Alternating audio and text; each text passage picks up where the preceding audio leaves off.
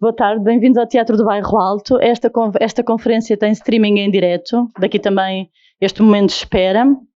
Pedi a todos que se mantivessem em silêncio o mais possível durante a conferência, porque faz eco e por questões de audição do conferencista. Eu chamo-me Ana Bigode Vieira, faço parte da equipa de programação do Teatro do Bairro Alto e hoje temos o prazer de ter connosco o filósofo italiano Franco Bifo Berardi, que nos apresentará a conferência Poesia e Caos. Franco Bifo Berardi foi uma figura de destaque do operaísmo italiano, em particular da sua ala mais criativa e dedicada à experimentação com os mídia e a produção cultural. Fundou a Rádio Alice, a primeira rádio livre em Itália, entre 76 e 78, e a revista Attraverso, entre 76 e 81, que combinava maoísmo e dadaísmo numa crítica anti-autoritária. Exilado em Paris, trabalhou com Félix Guattari em esquizoanálise. Desde os anos 90 que o seu trabalho tem incidido sobre a relação entre psicopatologia, tecnologias da informação e capitalismo. Franco, obrigada.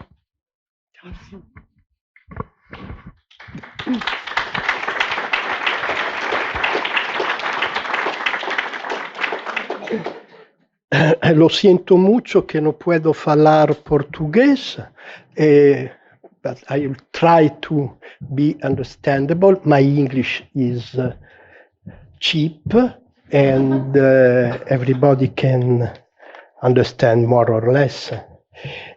There is not so much to understand, you know. Actually,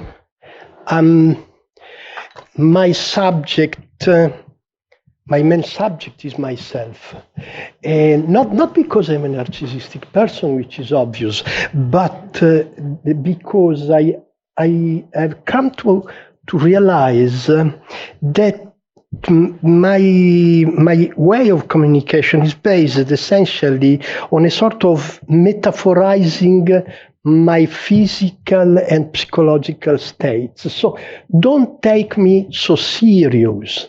What I'm going to say, I see that you are not too young, but sometimes it happens to me to teach or to speak or do something in front of a very young person. I've been teaching for 30 years, maybe more.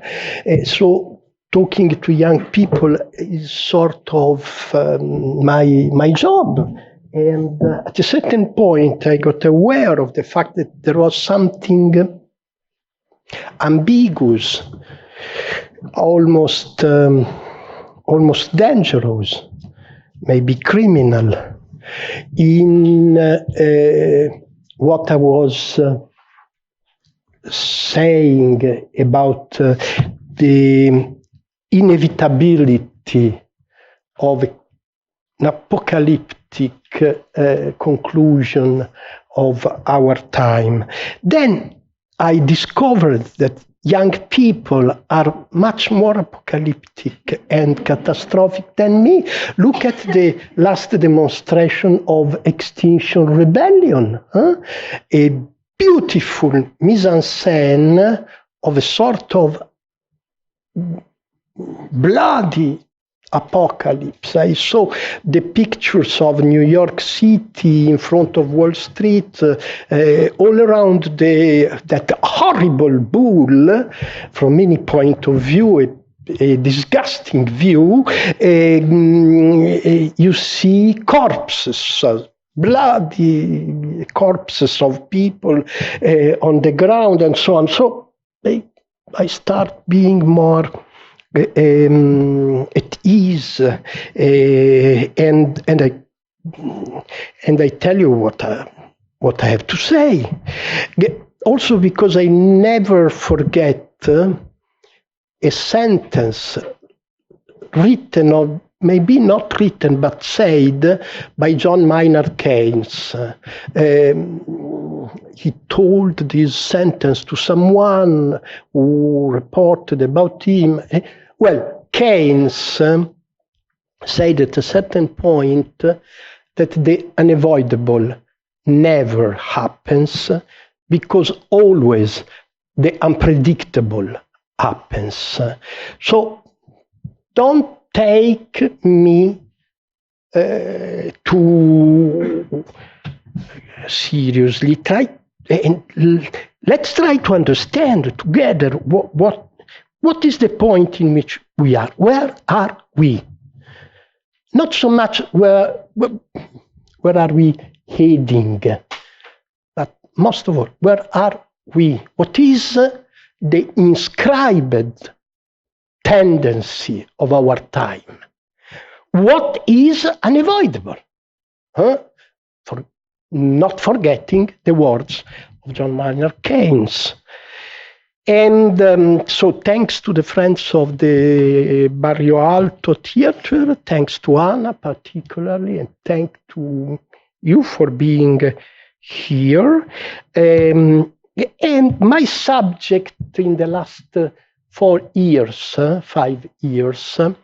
from October 2014, I am a sort of obsessional, I have a sort of obsessional datification of everything. Datification in the sense that the dates are not the data, but I remember dates and I organize the life of the human kind around very personal dates. And the date that I remember now is October 2014, when for the first time I saw a video that we cannot see now, but probably everybody has seen this video, the video of Eric Garner being killed by a group of 7, 8, 9 horrible, fat, white guys, led by an Italo-American called David Pantaleo.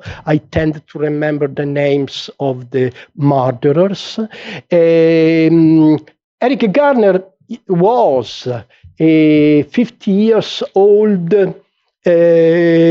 black man, father of 5, who, being unemployed, used to sell cigarettes, smuggled cigarettes, seems, in the streets of Long Island.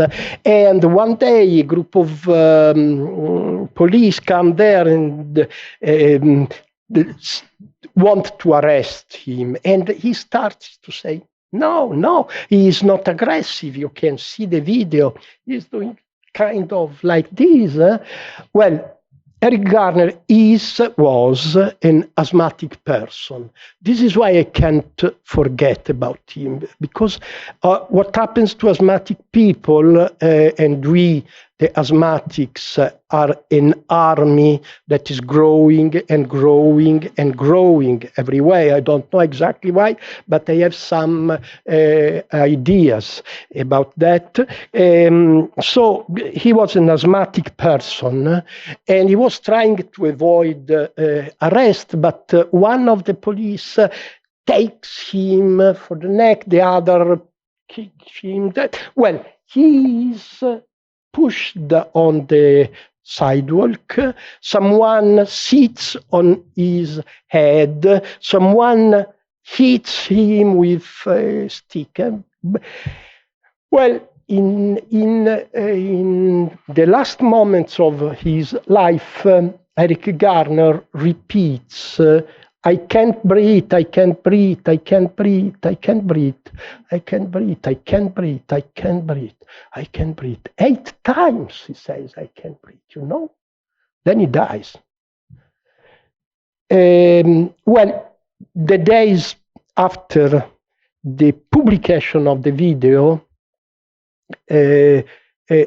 hundreds of thousands of people were marching in Los Angeles and in New York City, in Ferguson, because these are the days of Ferguson. You remember, those people march in the streets of the cities of the United States, shouting, I can't breathe. Well, I think that I can't breathe is the slogan, the sentence, the words that better explain what is happening in our time.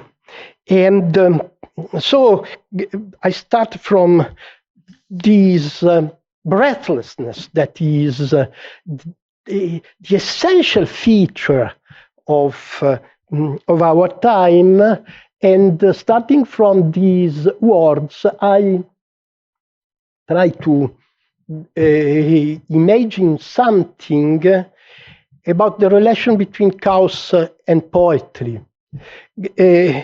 Chaos is a non-existing thing. I mean, it's not there. It's not a natural, a real thing.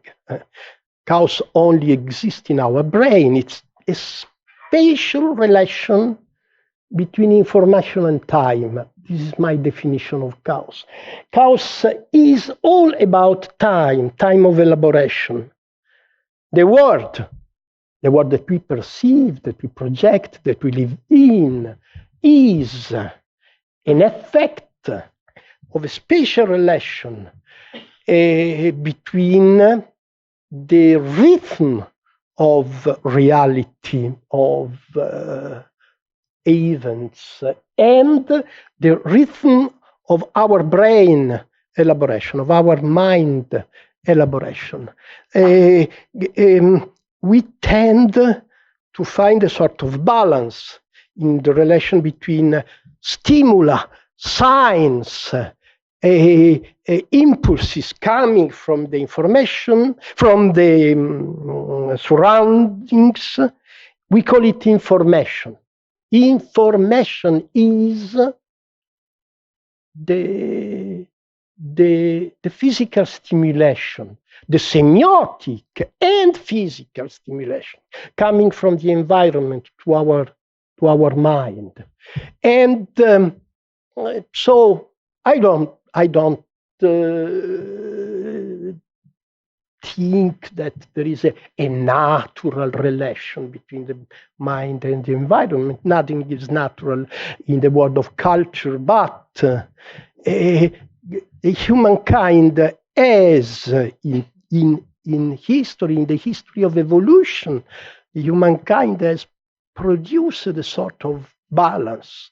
And in modern times, the relation between the infosphere and the psychosphere has reached a sort of equilibrium, of balance, which is based on our ability to process information, particularly alphabetical information. The modern mind, the alphabetical mind of modernity, is based on this kind of balanced relation between the surrounding noise and the filter of written information.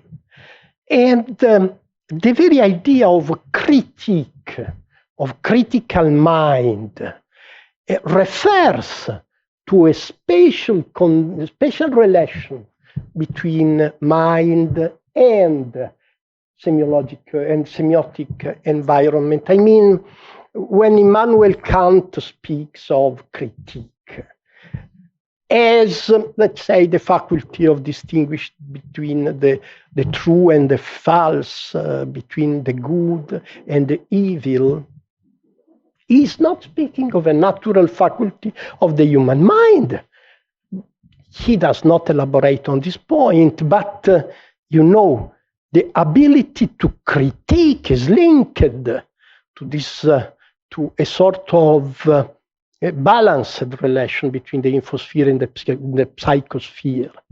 If you accelerate the flow of incoming information, if you enter in that condition that the German philosopher of Korean origin, Byung-Chul Han, calls the shit storm, if you enter into a shit storm, at that point, your critical ability is destroyed. And not because there are fake news in in the media. The concept of fake news is ridiculous. Of course, American media are diffusing fake news, and the Italians too, and the Portuguese too. Every media is producing lots of fake news. But I mean, this has happened. This has always happened in the history of the media. The point is not the flow coming from the infosphere to the human mind. The point is the filter, our ability to distinguish between fake and true, between good and evil. And what has been destroyed is not the good sentiment of the media, is the human mind, is the mind of people who receive. That is the point. Marshall McLuhan, who, let's say, was a sort of prophet of the future that is now for us the present, in a book of 1964, Understanding Media, of course, says that when the infosphere, he does not use that word because it's mine, but he says something like that. When the media start to come out from the sphere of alphabetic communication, of sequential, from left to right, from high to low, the page, I turn the page, I read again. We discuss about what we have been reading. When the social mind shifts from the dimension of the alphabetical media into the dimension of electronic simultaneity, the human mind goes out from the dimension of critique and goes back to the dimension of mythology. Marshall McLuhan speaks of a sort of regression from critique to mythology. We know that the process has much is much similar to the process that McLuhan prophetized in that book. The shitstorm is the infinite acceleration of the infosphere, is the boundless multiplication of the sources of information. In such a situation, the human mind becomes unable to distinguish and enters in a dimension in which only rapid configuration, mythological rapid configuration, can stimulate a sentimental and emotional reaction. That is the process that we are living in. This process I call chaos.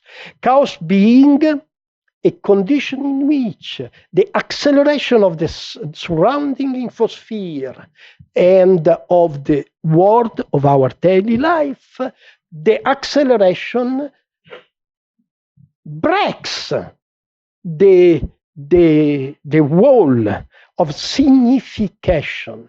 And signification, the act of signification becomes impossible for the human mind, so that we go back to a sort of mythological barbarianism in which the only certainty is a fake identity, is the possibility of distinguishing this is black, this is white. I am white, so I must fight against the black. This kind of regress to the immediacy of identitarian reactions is the intimate soul of contemporary fascism.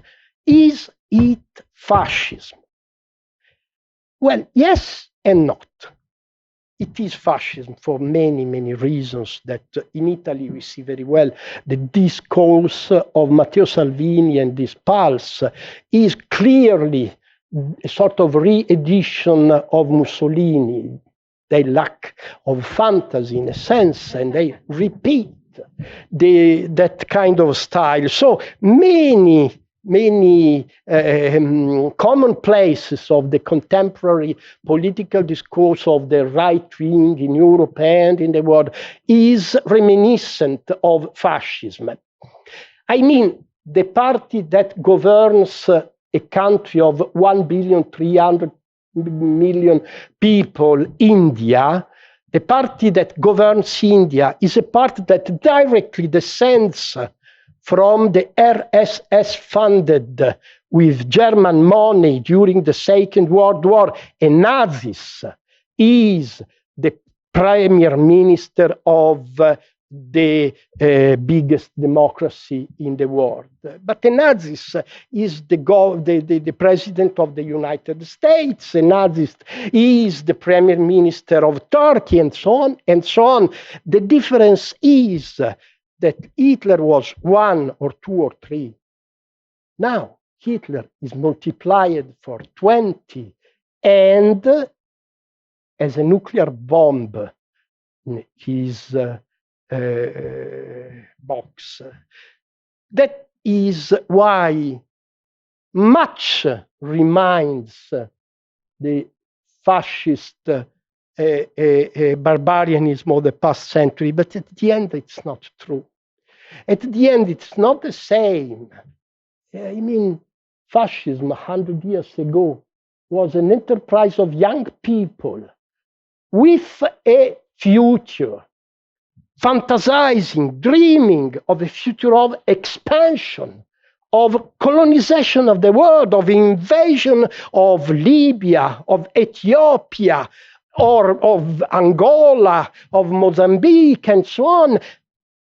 That kind of fascism was the fascism of a young population, of a population of youngster, aggressive youngster with a future, and aggressive youngster with a community, with a true community of blood, of village, of daily life. Nothing of that exists anymore. The fascism of nowadays is a fascism of old people. Yes, I know. A wide part of the youngster today vote for the right-wing party. That's true. But their expectations are the expectations of old people. They do not expect to go to Libya and conquer the country and bring Libya towards the horizon of civilization. They fear people coming from Libya to Sicily. That is the different perception. We are no more the invaders. We are facing the vengeance of those people that we have invaded, destroyed, robbed, humiliated for 500 years. It is the time of vengeance.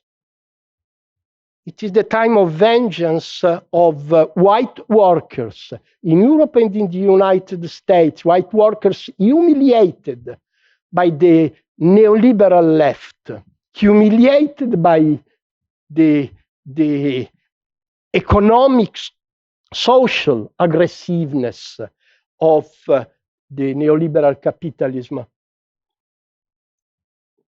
And the humiliation has provoked an effect which is desire of vengeance, not the expectation of a glorious future.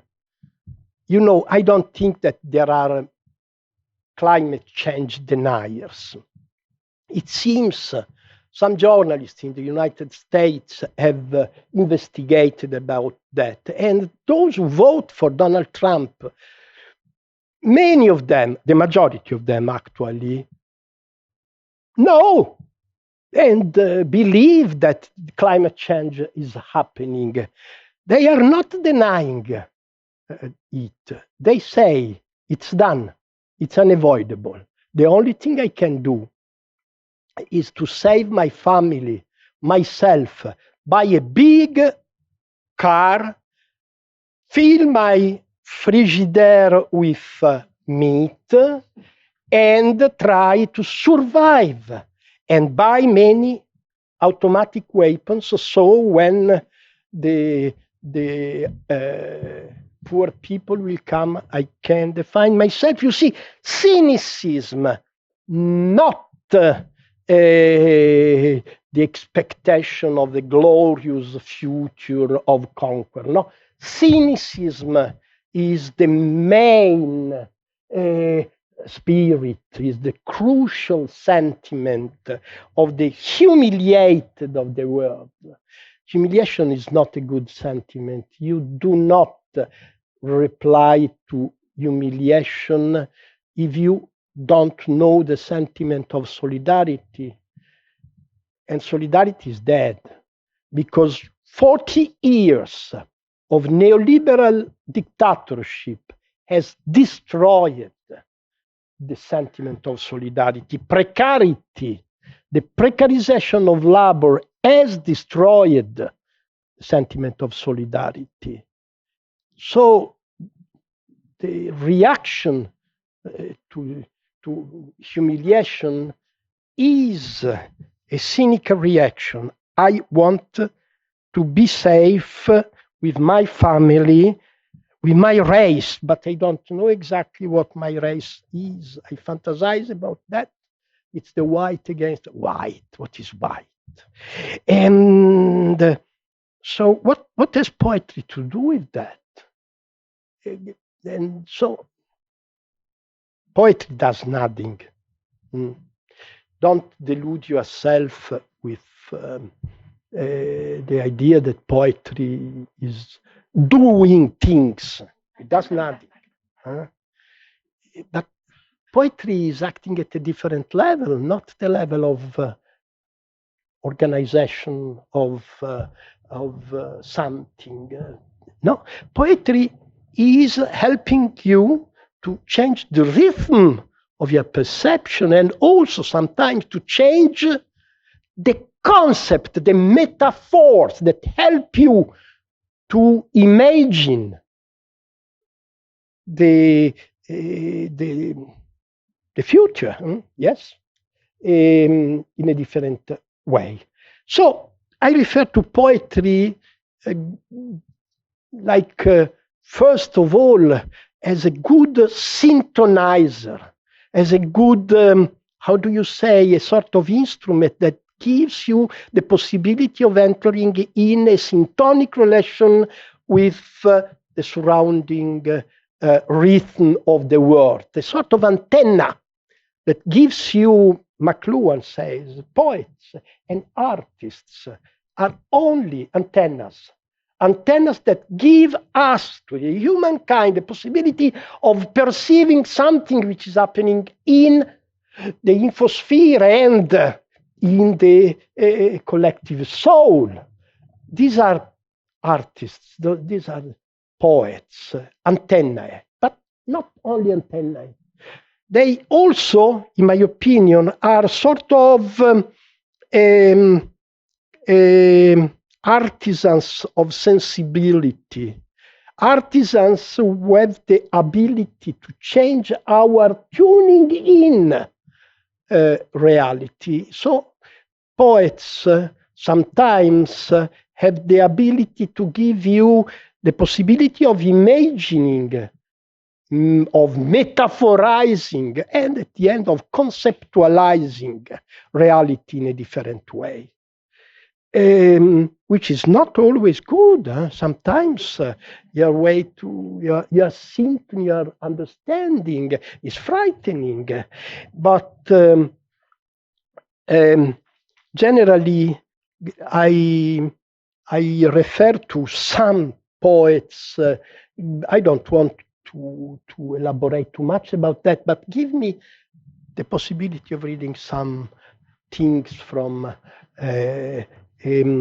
Well, from a poet who is William Butler Yeats, who writes in The Second Coming, a poem written in 1919, writes about the chaos that follows the First World War. And he says, turning and turning in the widening gyre, the falcon cannot hear the falconer. Things fall apart. The center cannot hold. Mere anarchy is loosed upon the world. The blood-dimmed tide is loosed, and everywhere the ceremony of innocence is drowned. The best lack all conviction, while the worst are full of passionate intensity. 1919. He says, I repeat, these words have been written in 1919, but you can write the same words today if you look at the Mediterranean, for instance. He says, the blood-dimmed tide is loosed. La ola piena de sangre. The ceremony of innocence is drowned, ahogada. Then he says, the best lack all conviction, my friends. My friends like me, we believe in nothing. And we have some reason to believe in nothing. We cannot pretend to believe. While the worst are full of passionate intensity. You know, when I say the best lack of conviction, I think to Francesco, who is the Pope at the present, a guy who came to Rome to say, you remember that maybe, I am the man who comes from the end of the world. Buonasera.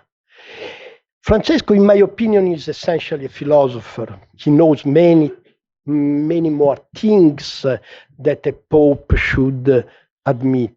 And in the first interview that he gave in a magazine called Civiltà Cattolica, I am not a reader of Civiltà Cattolica, but I read that issue.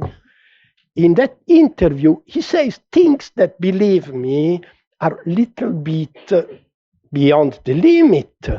He says, God is busy. So forget about him. He will not help us. So faith, well, should we go around in the world to convert people to the good God? Not our task. Our point is not converting people. Wow. So faith, forget about it.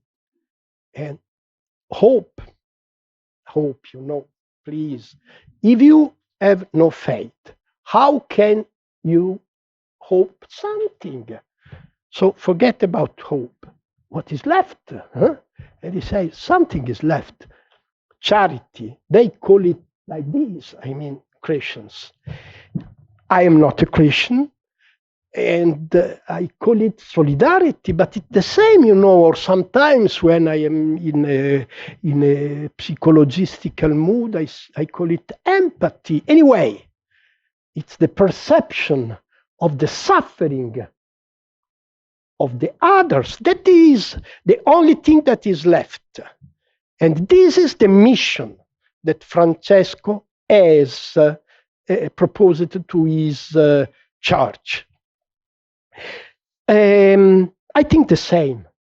I think exactly the same. That the only thing that is left is what the Buddhists call the great compassion.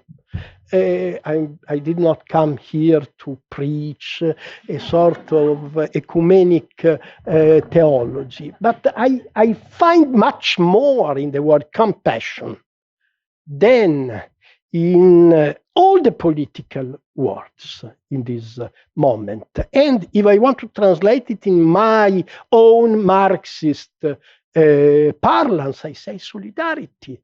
That is the only thing that can give us the possibility of imagining a future. But you know, solidarity is a word.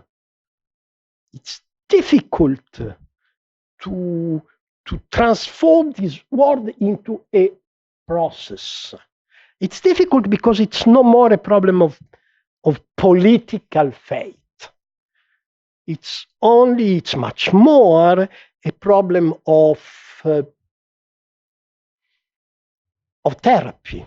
It's much more a problem of therapy. I think that the only dimension in which we can change something, we can start a new process of solidarity construction, is the dimension of suffering, of mental suffering of people. When I listen to the work of Greta Thunberg, I feel that what she is saying is essentially about suffering and about this incredible, enormous distance between the suffering of people and the dominant political discourse. She says, you remember the words of Greta some days ago at the United Nations. She said, you have stolen my dreams and my childhood. Okay. But people are suffering. People are dying. Entire ecosystems are collapsing. We are in the beginning of a mass extinction. And all you can talk about is money and fairy tales of eternal economic growth. How dare you? Economic growth. You know, I have been listening to Greta since the first day. But I said, okay, this girl is good, I like her, but she's not talking about the point. Capitalism is the point. She is not so stupid. She knows what the problem is. She does not say capitalism, which is a little bit old, maybe like me. She says the fairy tales of eternal economic growth. Here is the point. Growth is over. Capitalism has been surviving in the last 15 years, 20 years, not because of growth, but because of systematic depredation, devastation, murder. Capitalism can accumulate only killing people, only destroying schools, destroying hospitals, destroying railways, because destroying a school is money. Destroying a hospital means money. Destroying a railway means money.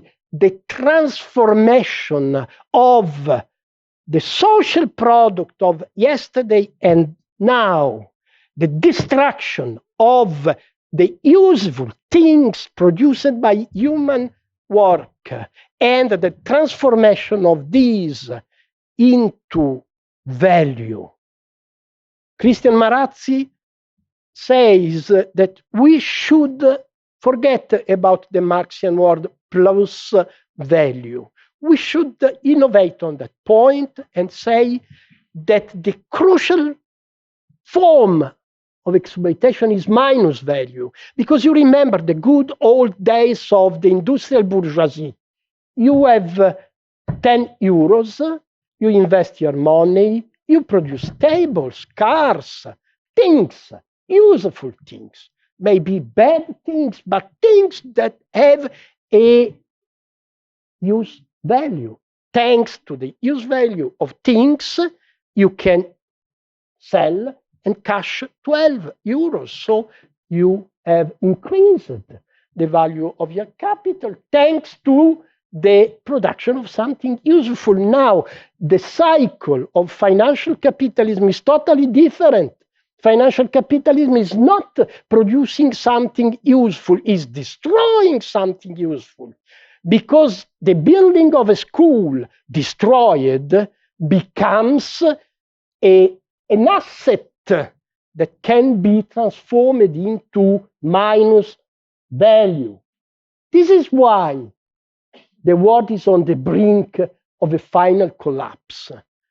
Because destroying the environment of the planet is the only way for Bolsonaro and Donald Trump to increase the economic value of the Brazilian economy. Is right. Is totally right. If our mental framework is value, is growth, is accumulation of capital, the only thing we can do is destroying Amazon and transforming it into something which is more valuable from the point of, well, the point is that 30 years after the triumph of capitalism, we are discovering that capitalism has created the condition that for the first time in the history of mankind is the condition of extinction probability. That is the point. But Eugenio Montale, an Italian poet that I discovered only recently, well, I knew about him, but only recently I discovered that he is a huge poet of our time. He wrote a poem about history that I translated this morning, so please forgive the English, but I tried to be euphonic, not to make sense, and he say history is not, after all, the devastating bulldozer that you say. History let you escape in some underpass or crypt, or hide out. Some survive. History is benevolent.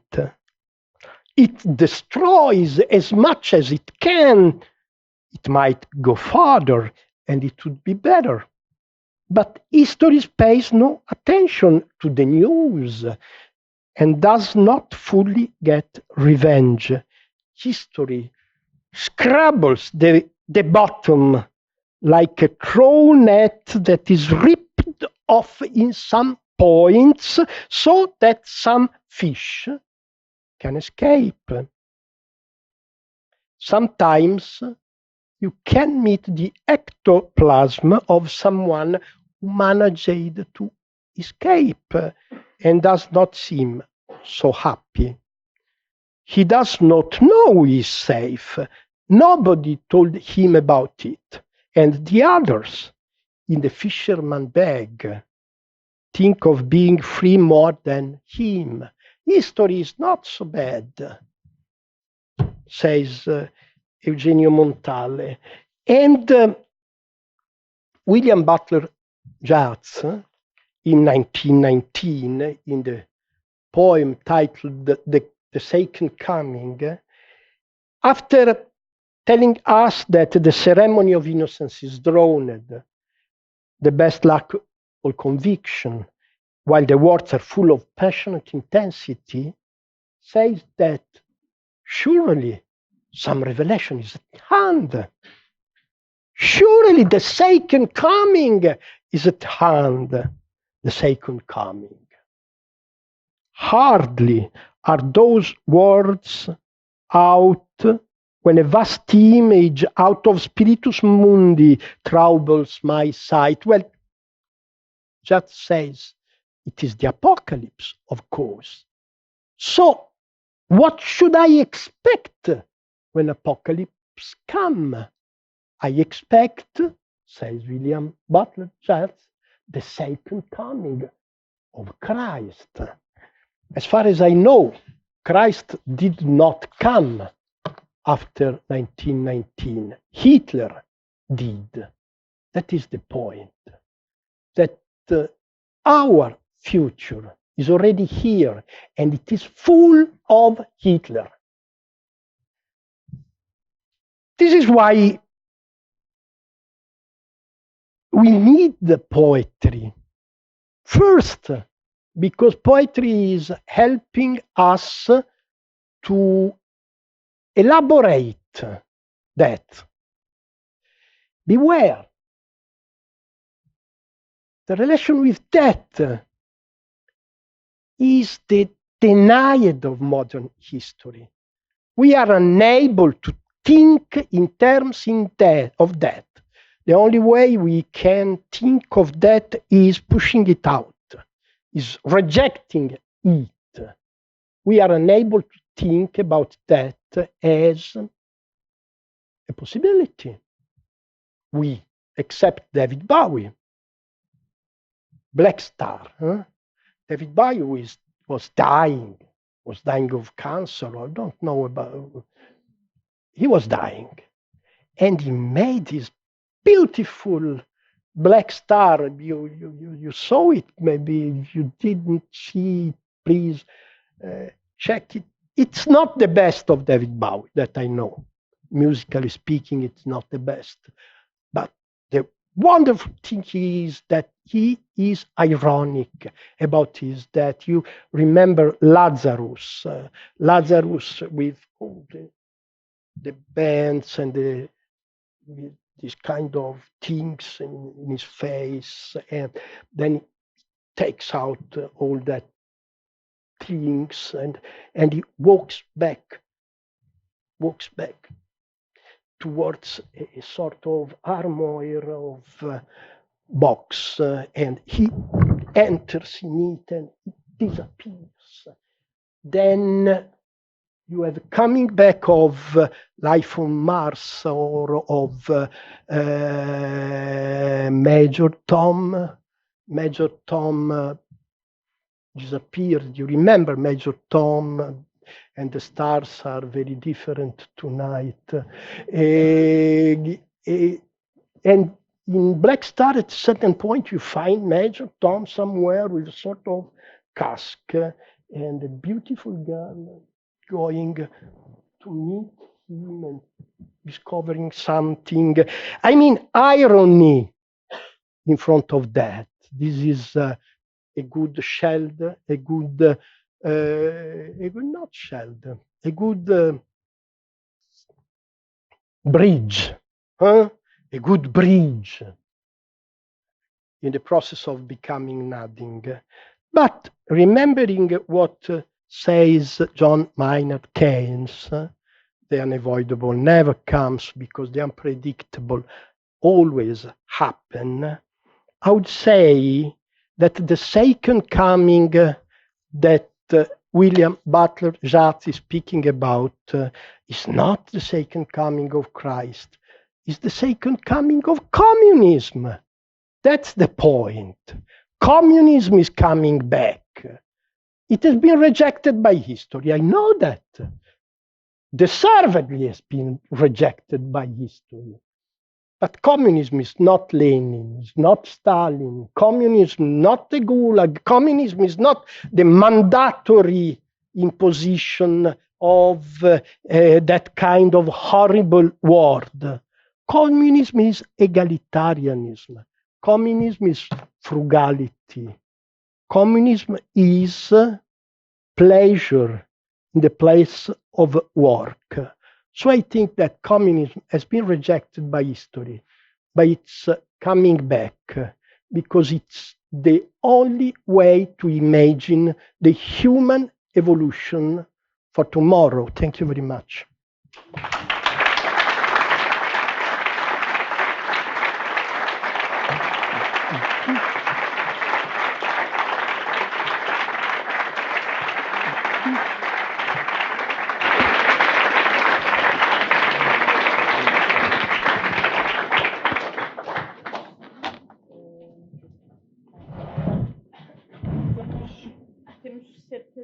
35 minutos para questões, perguntas, para começar uma conversa, por isso, se alguém tiver questões.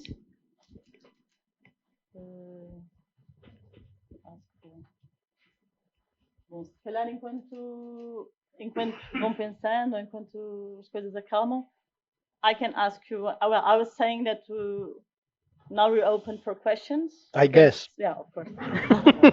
We have 35 minutes for a brief conversation. Then there will be a performance, and then another performance.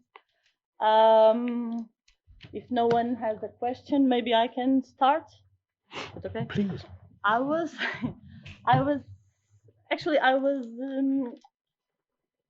wondering if you could elaborate a little bit on solidarity, relating it to our bodily condition. Also, because we are at a theater and we mostly work in this relation with presence and the bodies. So, as I know you've been working on that, I would kindly ask you to say something. I can reply now.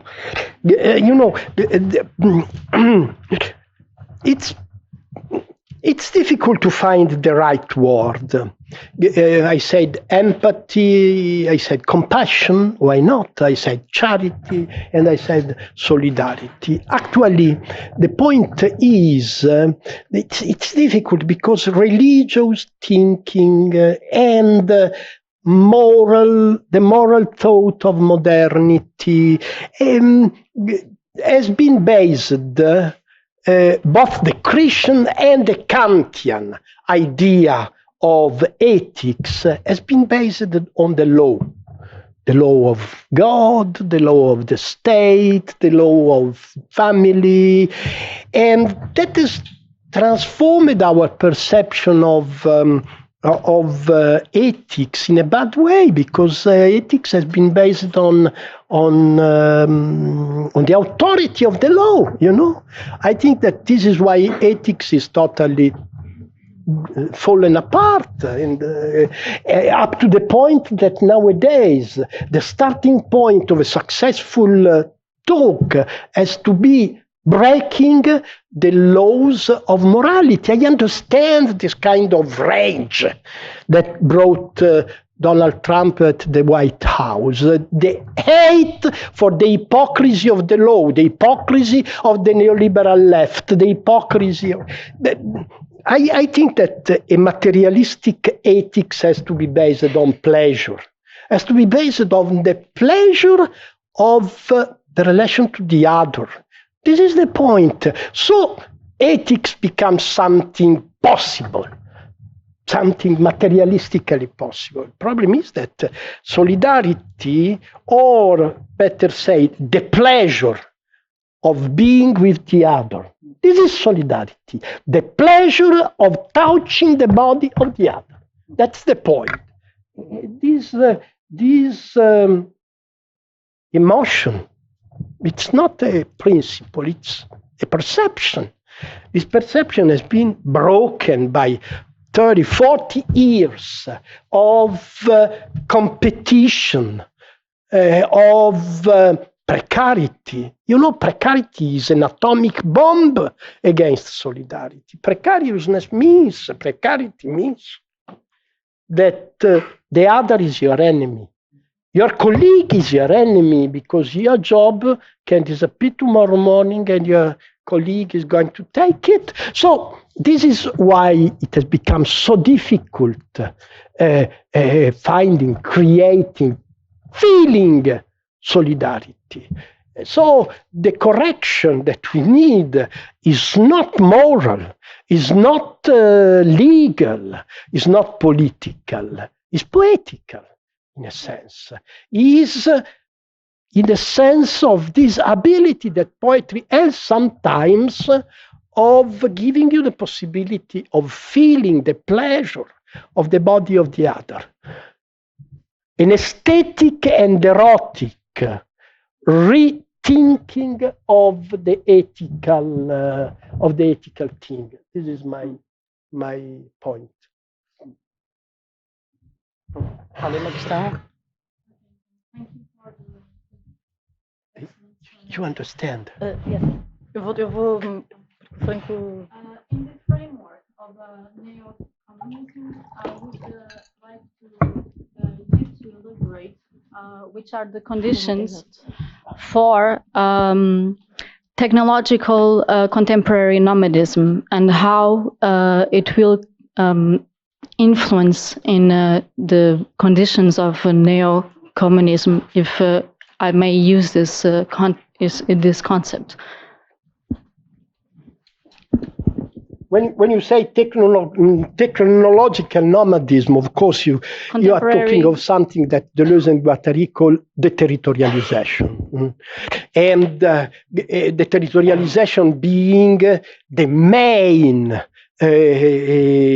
tendency of the history of capitalism. People are continuously pushed to change their dimension, their location, their job, and so on.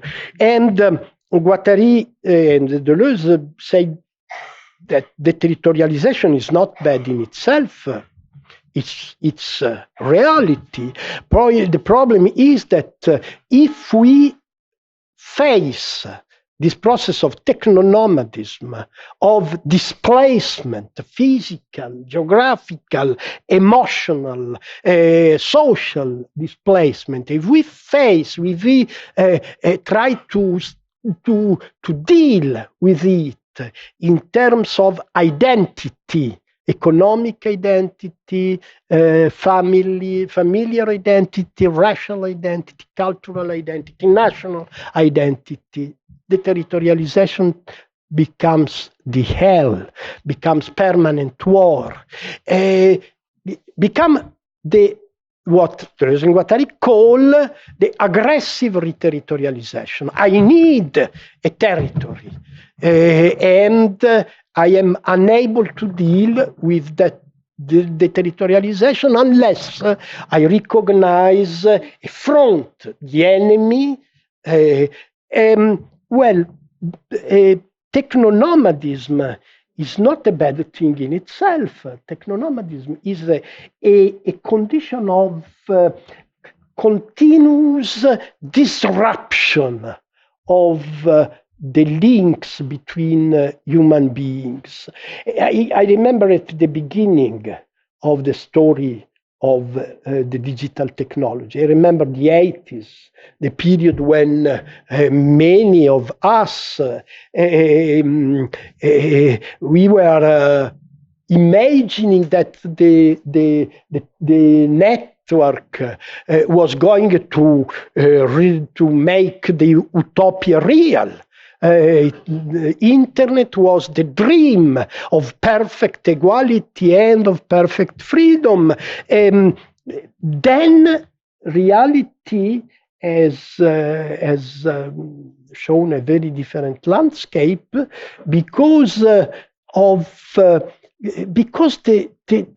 deterritorialization which is implied in globalization needs the ability to relate to the other in terms of pleasure, not in terms of defense of a condition, of a place, of a nation.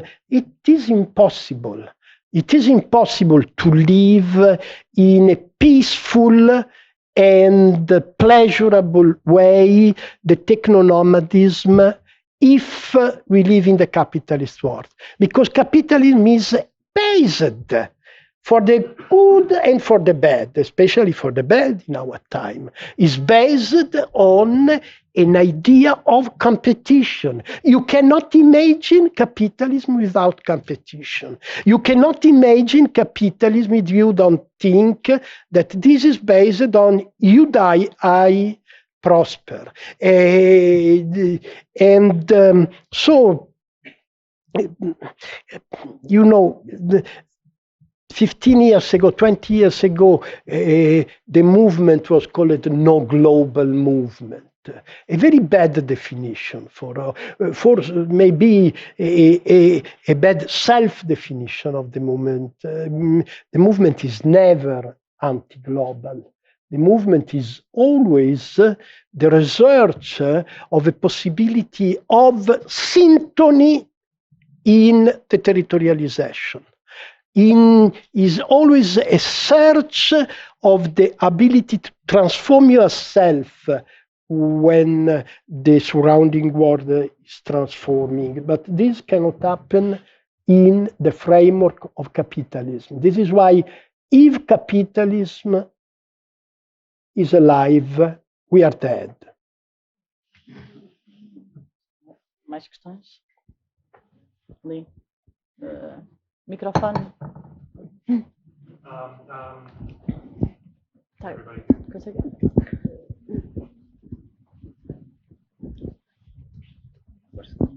One of the interesting things I read that you wrote a while ago. Can you hear me? Yeah.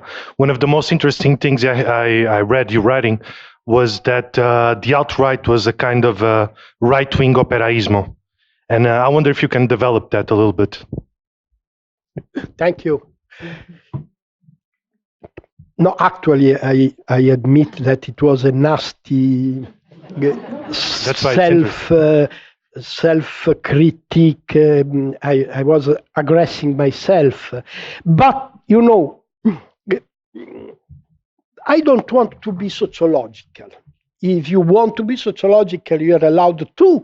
And you see that the vote for Donald Trump or for Matteo Salvini or for Marine Le Pen is largely coming from the worker class. But this is not the point. The point is not sociological, it's essentially cultural, it's essentially psychological, mental. What is happening in the last 30 years, 40 maybe, in Italy in the last 50 years, that the left has systematically betrayed the interests of the worker class. That is the point.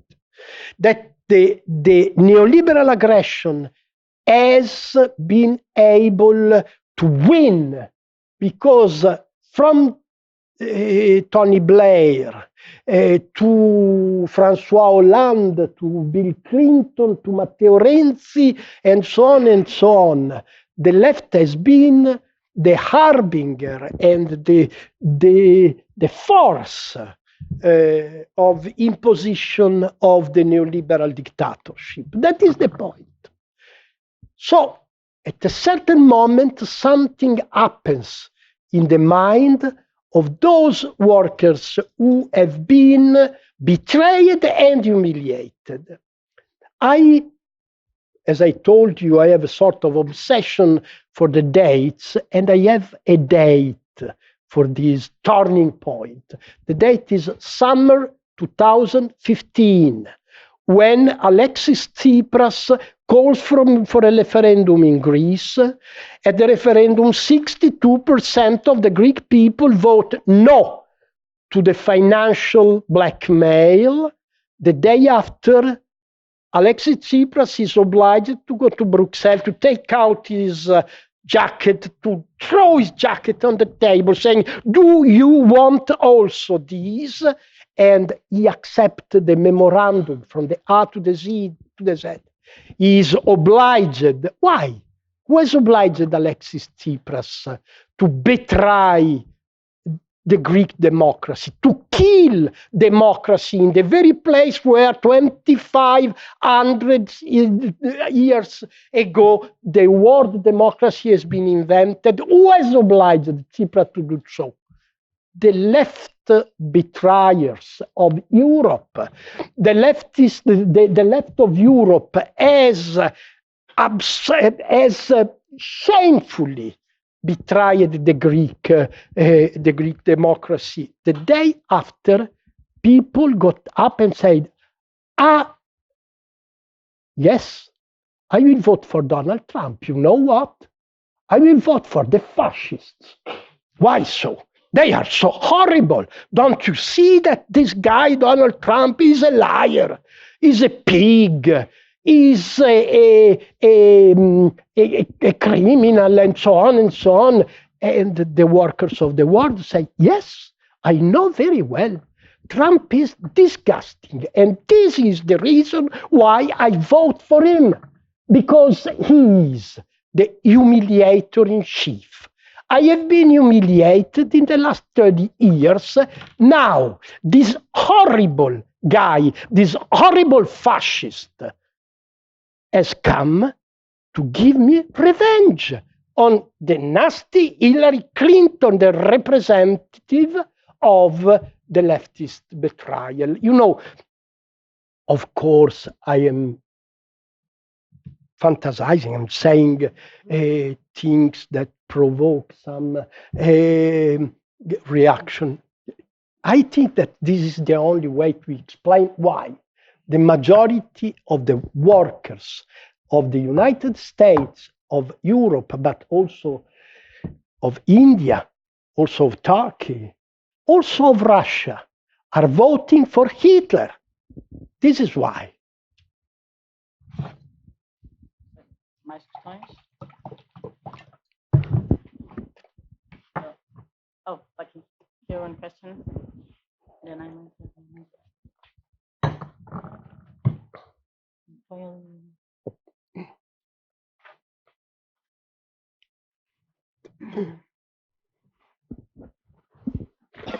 I'm right in front. Okay, so yeah, I just wanted to go a bit more into this art idea. You were saying that it might work as an antenna or a way to tune to these ideas of this information coming from outside. But I wanted to try to understand which kind of art is this, because at the same time, throughout history, you have this art is used as your words semio-capital for dictatorships and now for capitalism. So you also have this idea of art markets, which are very, very big, not only to promise solidarity, but also to profit from money with it. So I wanted to understand, how can you define which art is the art that interests you or that might work as this tuning, and which art is art which works as semio-capital for dictatorships and so on?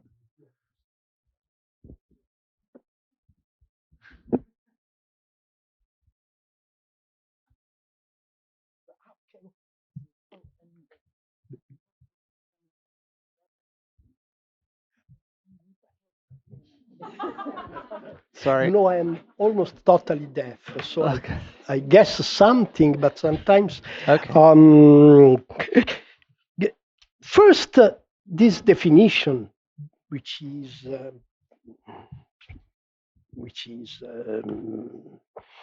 simple, stupid maybe, between antenna and transformer. And I see the aesthetic action, the poetical action. When I say poetical, I very much refer to the etymology of the word. The word art is not, I don't like the word art. It's difficult to use. It's too contaminated by the relation with the market.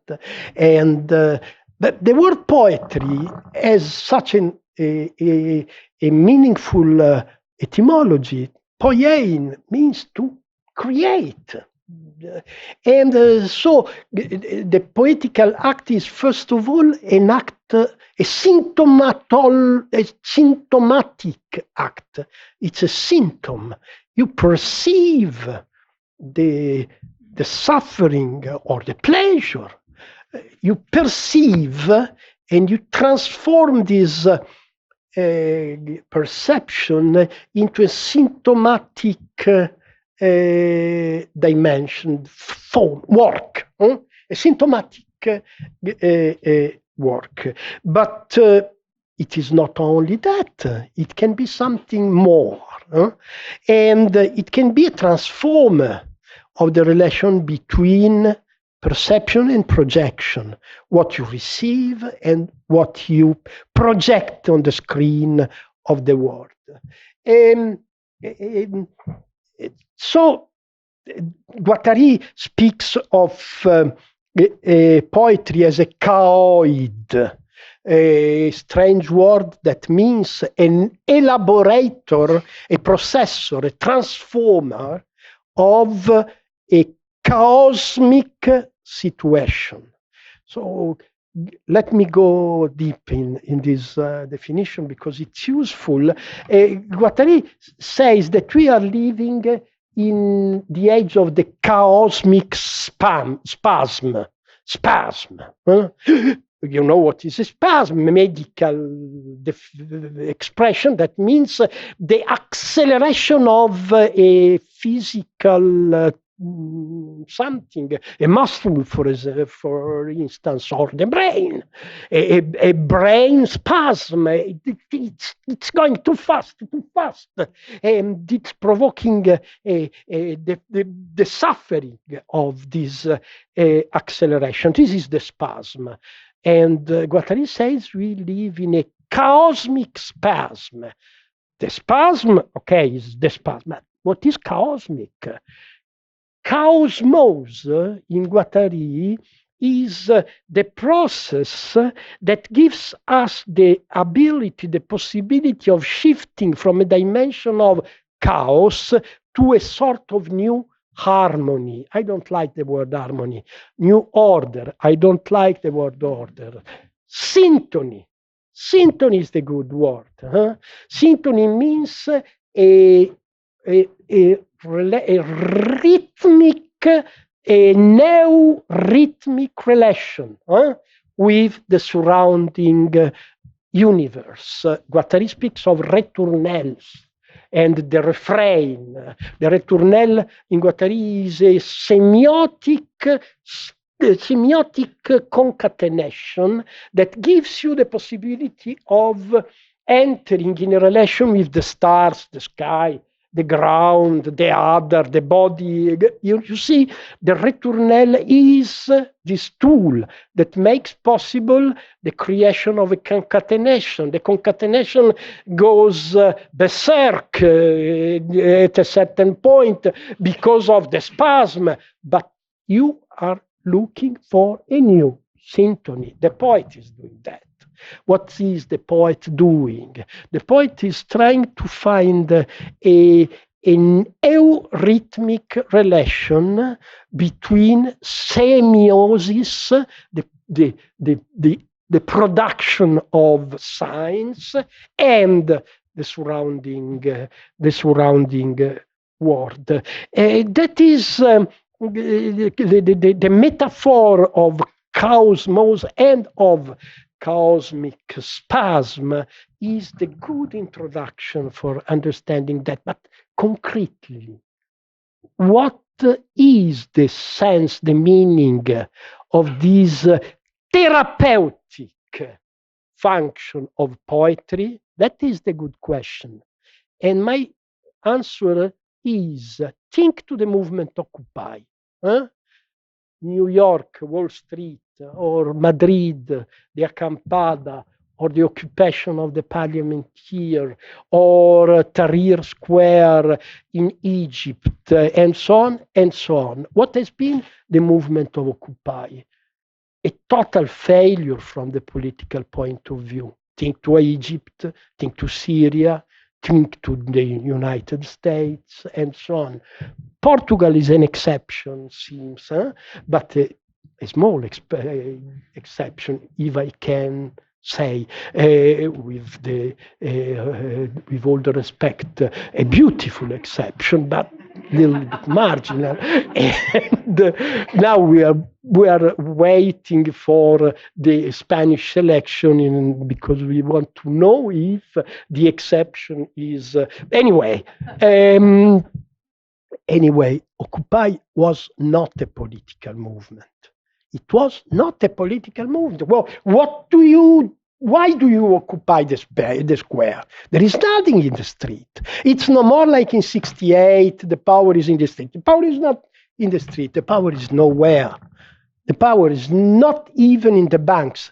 Power is in the cyberspace, is in a totally abstract dimension, which is the dimension, the dimension where signs meet other signs and concatenate with our brain. This is the dimension of power. So the poets of Occupy decided to do something that was only the beginning of a long-lasting process that now is again visible in the movement of children. And that movement is not a political movement, is the reactivation of the erotic body of society. This is the meaning of Occupy. This is the condition for the only political and social move that can go beyond the present abyss of extinction looming, the marriage of the engineer with the poet. That is the only possibility for the future. When poets seize power in the Silicon Valley, this is the point. This is the only possibility for the future.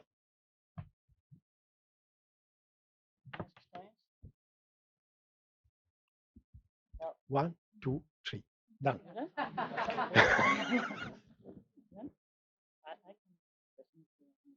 No. Well, if there's not, maybe I have one last question. Yeah. Actually, it had to do with the previous question, and I'm trying to conjure both. I was thinking of asking you about finance, because when you were describing the Greek moment, of course, you have this big thing, finance. And I was thinking of two dates that you also you've written about, 71 and 77, 1971, 1977. And actually, I'm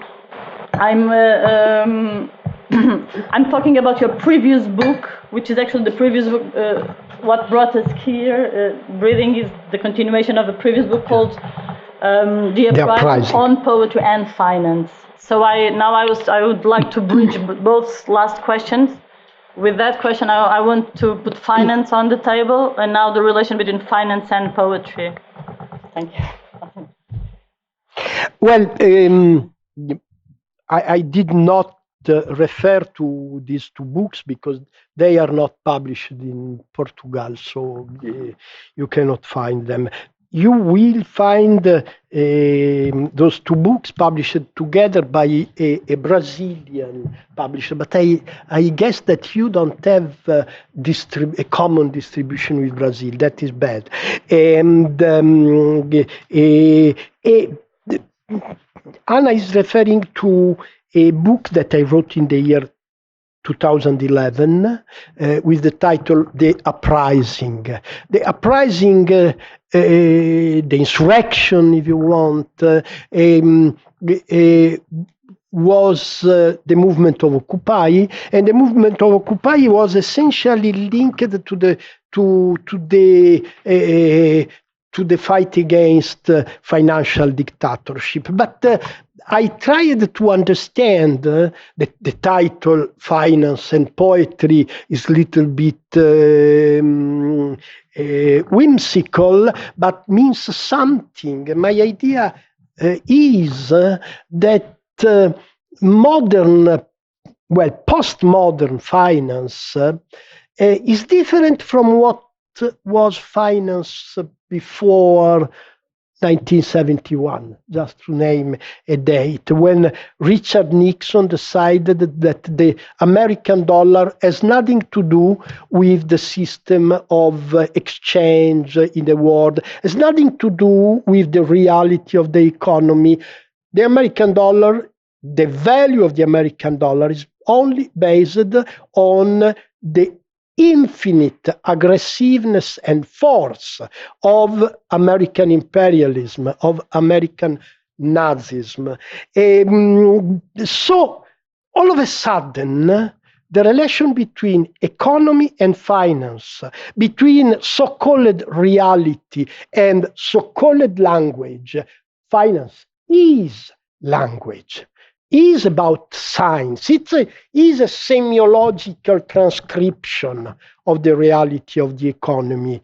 Well, used to be, because since 1971, the relation between reality and language has been severed, has been broken, and language is almighty in the dimension of power.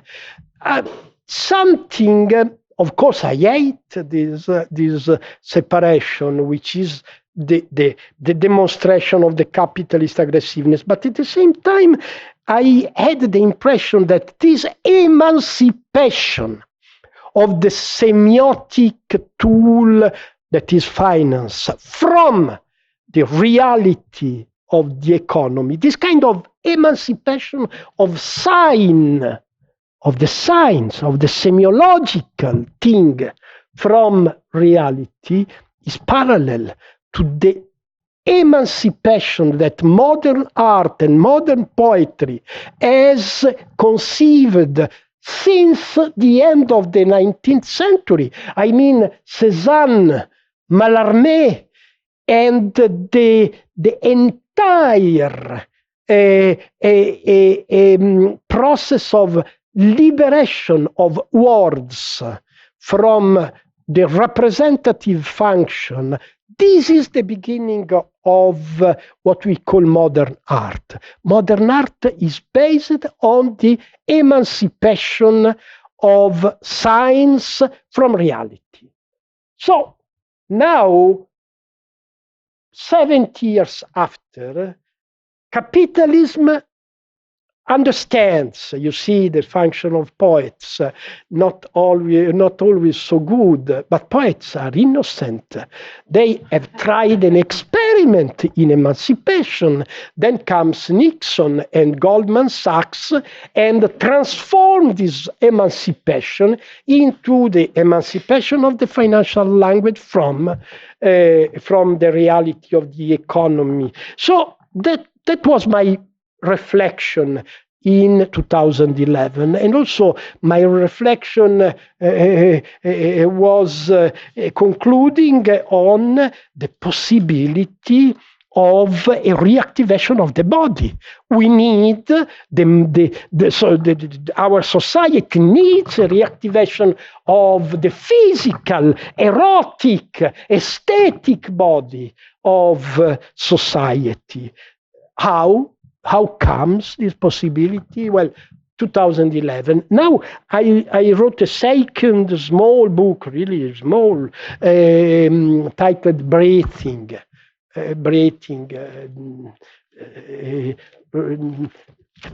Starting from Eric Garner, what I said before. And in Breathing, subtitle Chaos and Poetry. So you see poetry and finance.